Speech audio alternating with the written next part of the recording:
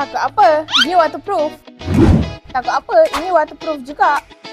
Takut apa? Ini pun waterproof juga. Sebab apa? Sebab kita pakai cat waterproof. Kalau dinding rumah korang dah mula berdebu, mengelembung, berkulat, itu maksudnya dinding korang dah bagi signal dan minta tolong and cakap, Kami nak cat waterproof. jangan risau, datang je ke Suncing, kami settlekan semua. Cat Colours Air dekat sini banyak pilihan dan semuanya jenama besar, kualiti tinggi, tahan stabil, memang padu. Cat waterproof ni sangat penting untuk tempat yang sentiasa lembap seperti area, laundry, dapur dan tandas. Cat Colours Air berfungsi untuk halang kelembapan dari masuk ke dalam dinding. Bila dinding tak serap air, kulat pun susah nak hidup.